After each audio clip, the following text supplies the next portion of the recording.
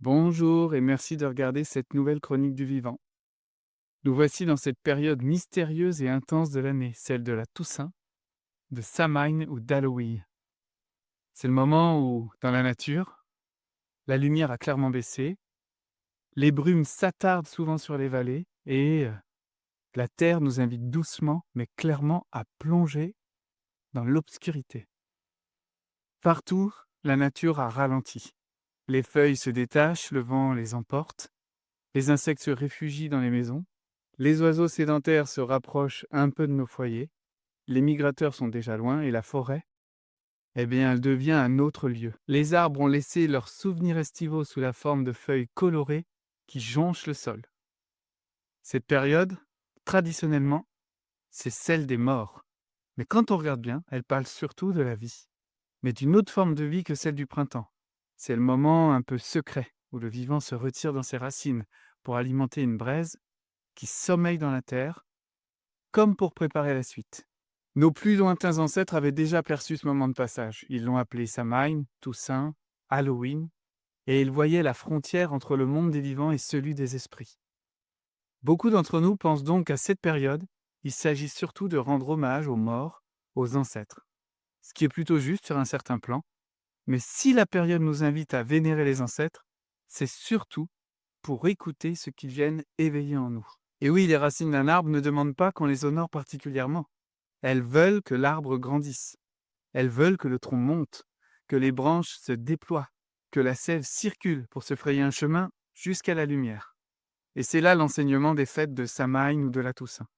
Elles représentent les portes de l'entrée dans le cœur de l'automne, un temps exigeant qui va nous obliger à plonger à l'intérieur de nous-mêmes pour honorer ce qui nous a précédés, oui, mais surtout pour nourrir ce que nous pouvons devenir. Cette période de la Toussaint, c'est le signal que l'automne va être à son plus fort dans son énergie, dans son influence sur la vie, et donc sur nous, sur les humains. Pour la nature, c'est le retour à la terre, au terrier. C'est pour ça que les cultures racines l'associent à l'élément terre. Les humains, eux, sont des êtres un peu différents. Ils ont certes cette origine animale, ils viennent de la nature, ils ont une part sauvage qui fonctionne à l'instinct, à l'émotion, mais ils ont aussi, contrairement aux autres règnes, la possibilité de décider de sortir de cet instinct. Ils peuvent choisir de s'engager ou non dans la conscience. Et cette conscience, qui est née à proximité du feu au début de l'humanité, les ramène donc à un autre passage en automne, un passage vers le feu intérieur, vers leur esprit, vers leur âme. Donc pour les humains, quelque chose d'autre se joue. À travers la descente dans la matière, c'est le feu de la conscience qui s'allume. Autrement dit, plus la lumière baisse dehors, plus elle cherche à grandir à l'intérieur de nous. C'est pourquoi, pour les humains, on associe l'automne, non pas à l'élément terre, mais à l'élément feu. La terre est bien là, mais elle devient, en réalité, le creuset de ce feu intérieur. Donc pour nous, cette saison est exigeante, même si à chaque automne, moi, je suis émerveillé de voir les arbres se parer de couleurs dorées, magnifiques, ou même d'avoir le plaisir de récolter des champignons savoureux, c'est pas la même ambiance que l'émerveillement du printemps. Moi, à cette période de la Toussaint, chaque année, je sens bien ce passage dans le dur de l'automne. Ça peut se manifester par de la fatigue, par plus de sensibilité, par des épreuves plus intenses, qu'elles soient relationnelles, personnelles ou professionnelles. Chez d'autres personnes, il peut y avoir même des maladies, des affections respiratoires, des émotions ou des petites déprimes qui surgissent comme ça, sans prévenir. Donc c'est un peu comme si l'automne nous murmurait de nous laisser aller, de ne pas résister à plonger à l'intérieur de nous, à l'endroit où finalement ça pousse. Pour la nature et les animaux, l'automne, c'est le temps du terrier, mais aujourd'hui, pour les humains, si nous le souhaitons, notre terrier n'est plus celui qui nous protège de la baisse de lumière extérieure ou du froid, c'est un terrier de conscience. Autrement dit, ce terrier devient un lieu symbolique où l'on descend non pas pour se protéger, mais bien pour se transformer. Et c'est ça l'invitation que notre humanité reçoit, c'est que ce terrier peut être partagé pour qu'il devienne à la fois un espace intérieur et un espace collectif où nous pouvons nous déposer, nous écouter et proposer un contexte facilitant pour que la transformation se fasse. Dans les accompagnements que je propose, je le vois tout le temps. Lorsqu'une personne s'engage à aller regarder ses ombres, dans une ambiance collective bienveillante, c'est dur pour elle d'y aller, de faire ce premier pas, mais au final, c'est loin d'être une chute. C'est en général une révélation, une germination. Et quand ce regard se fait au sein d'une communauté, eh bien ce terrier devient alors un lieu d'évolution partagée. Car chacun des membres du groupe est inspiré et concerné par la vulnérabilité qui est exposée. Donc ce qui était au départ, en apparence, un espace de soins personnel, eh bien ça devient un lieu de guérison collectif, un foyer où chacun veille sur le feu des autres pour que personne ne s'éteigne dans la nuit. C'est le principe même d'éveiller d'antan, un feu qui nous rassemble, bien réel, où chacun peut être un peu plus lui-même et faire grandir son feu du dedans. C'est pas celui des grandes flammes de l'été, ce sont des braises qui couvent et qui transforment. C'est ce feu de la conscience qui nous éclaire de l'intérieur sans nous brûler, mais qui nous demande un engagement certain pour aller à sa rencontre.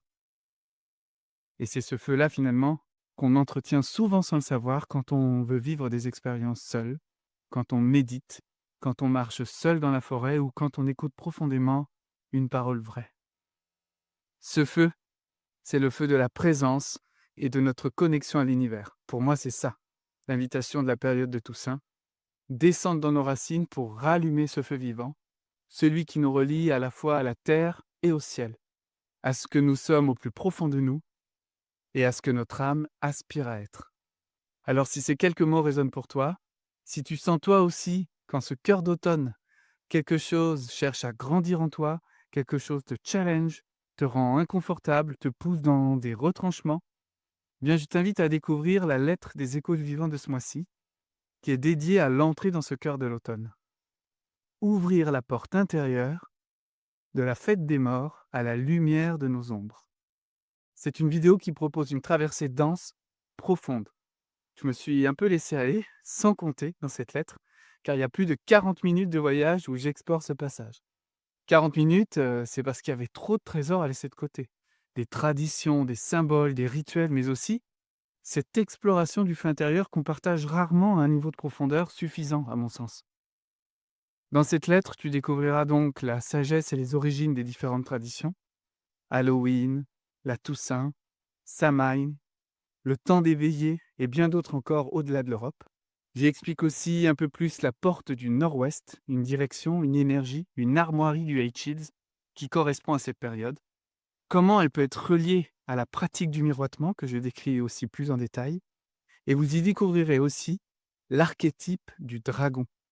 Cette force intérieure reliée à nos plus profondes aspirations, mais qui nous fait souvent exagérer et qui du coup nous enseigne dans l'épreuve intense comment on peut apprendre à mieux canaliser notre énergie. J'évoque aussi des rituels qui s'inspirent de nos racines, mais qui nous permettent d'actualiser, de mettre à jour des pratiques adaptées à notre époque pour nourrir cette flamme intérieure. Et bien sûr, je développe comment sortir de nos retranchements individuels, un peu archaïques, un peu réflexes, pour aller vers un nouveau terrier, plus collectif, plus conscient, et qui nous soutient quand la lumière baisse à l'extérieur et que ce travail exigeant de l'automne qui nous pousse vers l'intériorité est accessible avec un changement de regard sur nous, sur les autres et sur le monde. Tu peux découvrir cette lettre des échos du vivant quelques jours gratuitement sur mon site.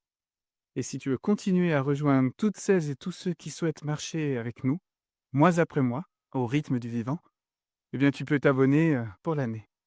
C'est un vrai compagnonnage de saison et de conscience. Et en plus, pour moi, cette période, elle est un peu spéciale, car c'est le moment de mon anniversaire, de celui de Gabin, mon fils aîné, et aussi celui de ma femme, Céline. C'est donc tout ça à la fois, la célébration et l'exigence intense de la saison. Et puis, comme souvent, la vie me pousse à transformer ce qui me touche personnellement en une occasion de partage. Alors, pour cette période un peu symbolique pour moi, j'ai eu l'idée d'un cadeau un peu spécial, à la fois pour moi, parce que j'adore ça, et à la fois pour celles et ceux qui seront réceptifs. Donc pour cette occasion un peu exceptionnelle, je propose un tout nouvel espace à tous les abonnés de la lettre, un fil de discussion, de reliance et de partage, pour échanger, se rencontrer et faire collectif autour de toutes ces forces du vivant qui nous influencent et qui nous aident à grandir. Dans cet espace, nous pourrons échanger nos réactions sur les lettres, ajuster nos réflexions, partager nos expériences bien sûr et finalement, apprendre à nous rencontrer en douceur. Soit en lisant les commentaires et les histoires des uns et des autres, soit en partageant à notre tour des réactions, nos expériences. Tout ça, finalement, j'espère, nourrira progressivement notre petite communauté de conscience en devenir. Alors, en cette saison où tout semble s'éteindre, souviens-toi bien que c'est dedans que la vie prépare son renouveau.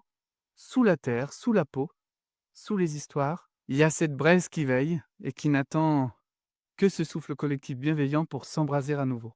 Que ce cœur d'automne t'enseigne à marcher dans la pénombre qui s'installe avec confiance et à laisser tes racines te pousser vers la lumière. À très bientôt pour une prochaine chronique du vivant.